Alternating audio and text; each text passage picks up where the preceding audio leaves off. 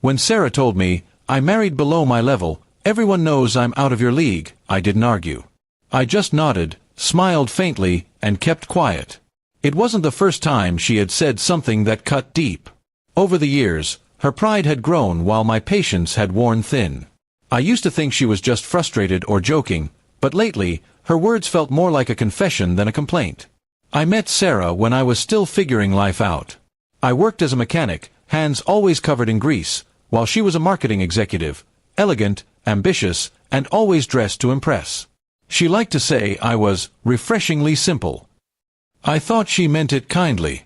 Maybe I was naive back then, thinking love could bridge differences in class and pride. Over time, our lives started drifting. She'd go out to networking events that I wasn't invited to. When I asked about them, she'd laugh and say, "You wouldn't fit in, Mark. They talk about investments and travel, not engines and tools."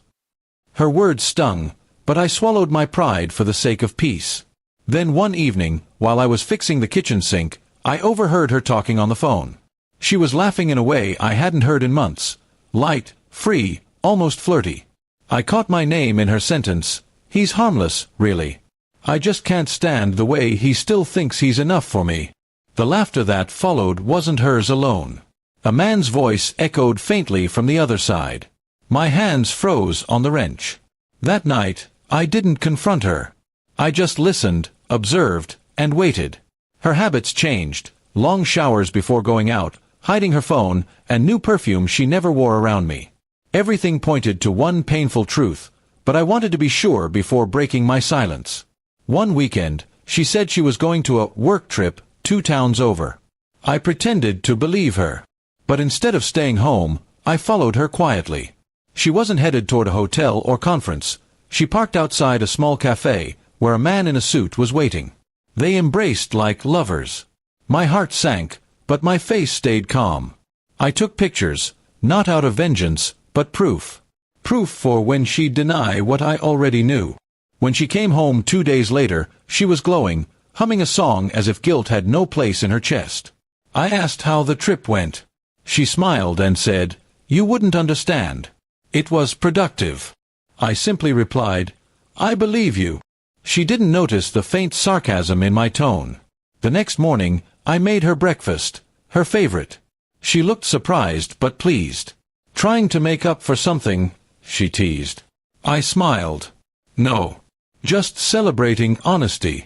She didn't understand what I meant until she saw the manila envelope beside her plate. Inside were the pictures. Her smile vanished. Her hands trembled as she looked through them.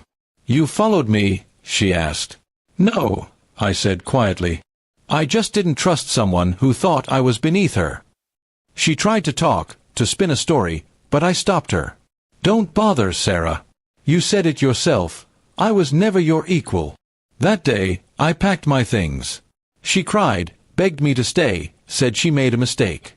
But her words had lost their power. I left her standing at the door, surrounded by her wealth and pride, the 2 things she valued most. Months later, I started a small auto business with the help of a friend. It grew faster than I ever imagined. I didn't plan revenge, but life had its own way of balancing things.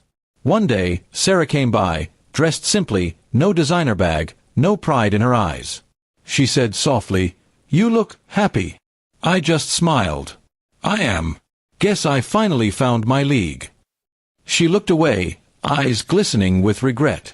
Maybe she finally saw what she lost. Not money or class, but someone who loved her beyond all that. I didn't gloat or mock her. I just wished her well and walked back to my shop, where peace and purpose had replaced the pain she once left behind. Sometimes, agreeing with someone's insult isn't surrender, it's preparation. Because when they think you're beneath them, they never notice you rising until it's far too late to catch up.